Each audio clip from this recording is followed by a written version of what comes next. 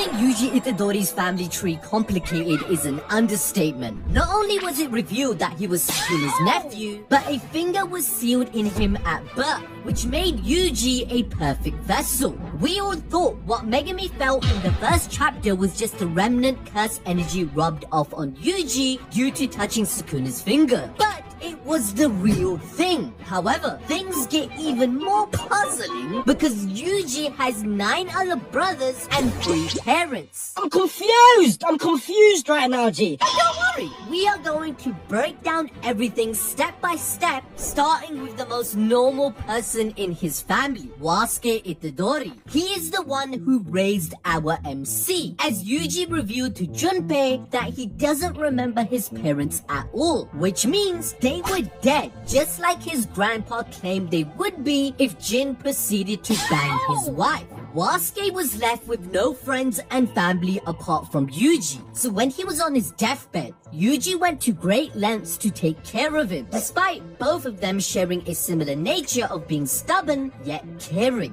They argued a lot over wanting the best for one another. For example, Wasuke would scold Yuji for bringing him flowers and not participating in the things that other kids his age do, instead of spending his time in sad places like the hospital. However, Yuji also did not hesitate in calling out his grandpa for trying to act cool with his final words to go out in style. Eventually, Wasuke left a huge impact on his grandson, wishing Yuji would not die alone as a loser like himself, instead leaving the world surrounded by loved ones and using his immense strength to save as many people as possible. Now, you may think, how did Wasuke know Yuji was powerful?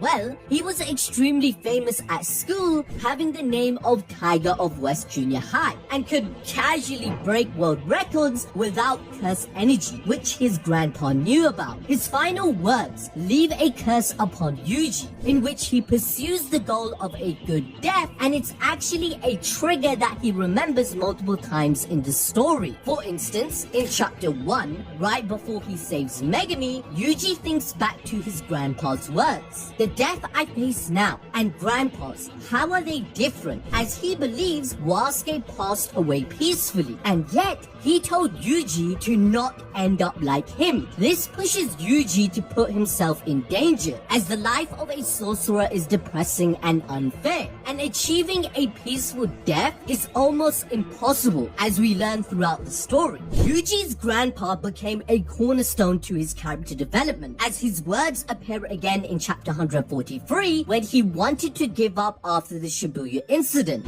Once Megami requested to save him, it triggered something inside Yuji once again. However, his parents were still a mystery, as he chose to ignore hearing what his grandpa had to say, which backfired in the worst way possible, because this geezer knew how twisted Yuji's birth was. Bringing us to his parents, Jin Itadori and Kaori. Both were part of Jujutsu Society, where we find out in chapter 208, Kaori was a sorcerer who had a curse technique of anti-gravity. But this wasn't the reason Kenjaku killed her to take this overpowered technique that literally saved him from a black hole that could destroy the entire planet.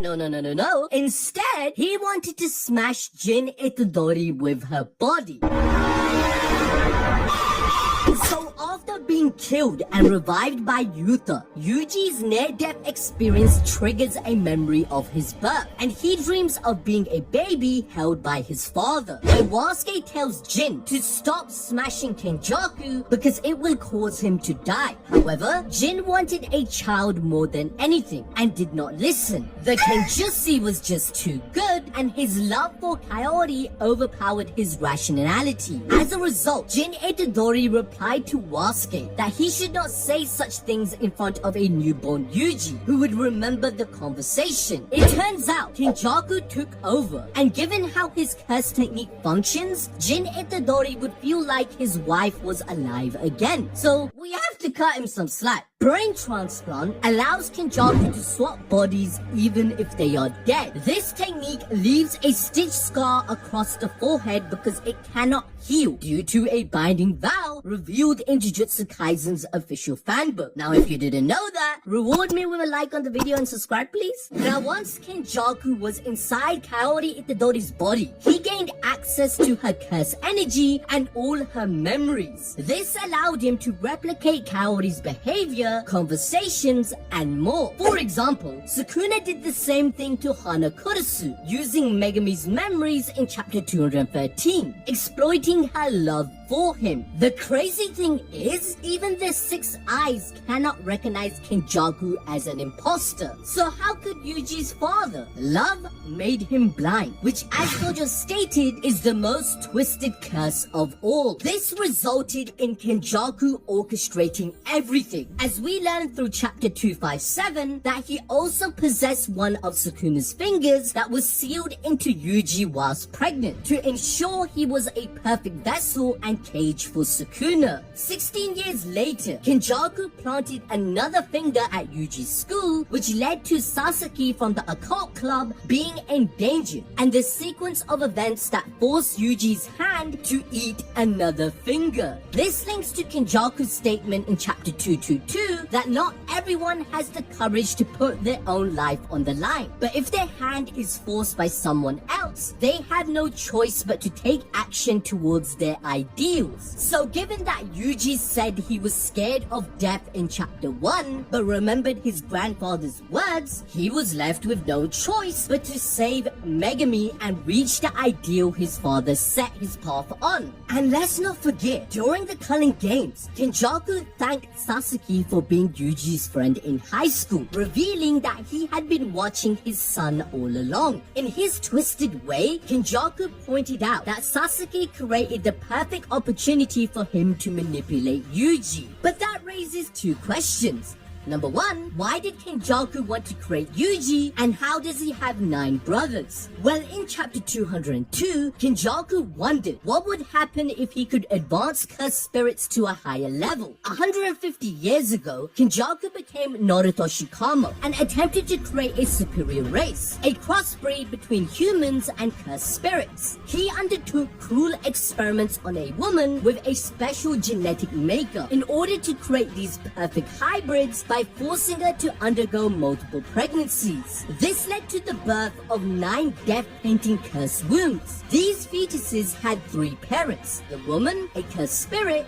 and Kamo's mixed DNA for their birth. This means that Choso, Iso, and Kechizu, including the 6 other fetuses, were all half-brothers of Yuji. Death paintings 1, 2, and 3 were worthy of being called special grade curse objects. However, much to Kenjaku's disappointment, Choso and his brothers failed to become extraordinary, which is why he discarded them and moved on to create his masterpiece, Yuji Itadori, who, by the way, is a distant descendant of the Kamo clan, making his family tree even more complicated. But the thing is, none of them knew the truth until chapter 106. Choso has a traumatizing flashback where a memory of an event that never happened was born inside his mind. He sees himself and Yuji with his already deceased brothers happily out on a picnic. What's even more is that in this memory, Yuji goes ahead and calls Choso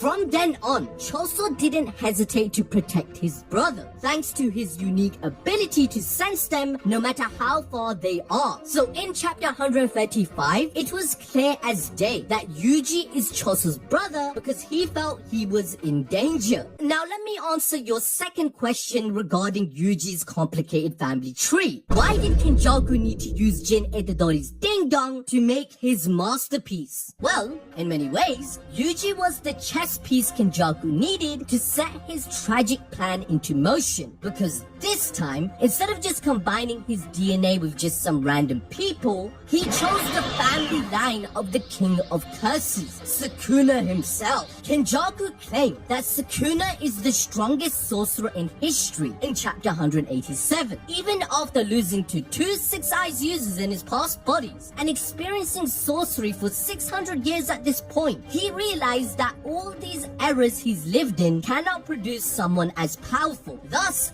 the Golden Age must return via his culling game to force an evolution. This influenced Kenjaku's decision to use the king's bloodline to create Yuji. As it's revealed, Sukuna had a twin whom he ate in the womb, but that soul went through the cycles of rebirth and reincarnation. Kenjaku then found out that Jin Itadori was the person who had the twin soul. So...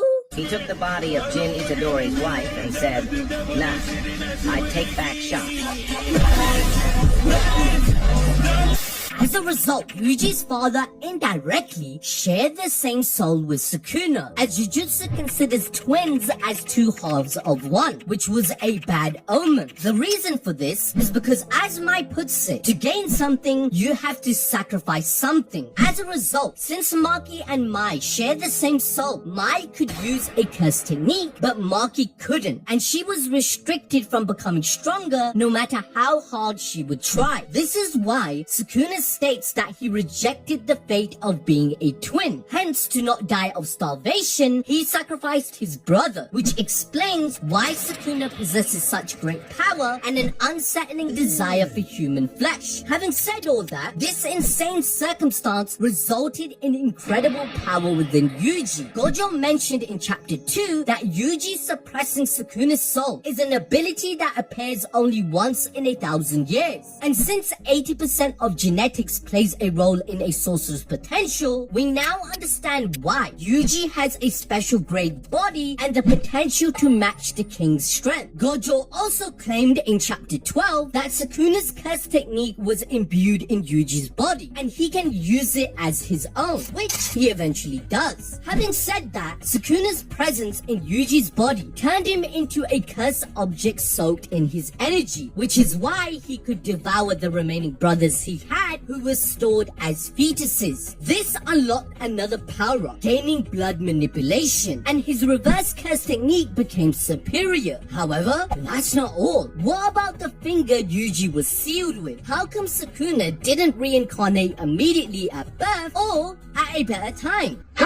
Well, the finger was sealed like the other cursed objects that Kenjaku planted inside the bodies of incarnated sorcerers. Essentially, the finger Yuji was born with had no effect and didn't activate until Kenjaku cast Idol Transfiguration in chapter 136 to undo the seals. He even refers to these vessels with cursed objects as releasing 1,000 Yuji Itadoris into the world. This is why, in chapter 160, Yuji received a Kogane before even going into a colony, and it was said that he was a player in the culling game, which Sukuna confirmed. So according to the timeline, Yuji's school actually had the second finger. Gojo then fed him the third, the juvenile detention center was the fourth, and Sukuna sneakily devoured the fifth one at Yasuhachi Bridge. During the Shibuya incident, Mimiko and Nanako offered Sukuna the sixth finger, while the 10 fingers from Jogo took the total count to 16. However, Sukuna still only had access to 15 fingers at this point, as Kenjaku did not undo the seal until chapter 136. So, ABD, how did Sukuna get the 16th finger back? Well, in chapter 212, he ripped it off Yuji and infused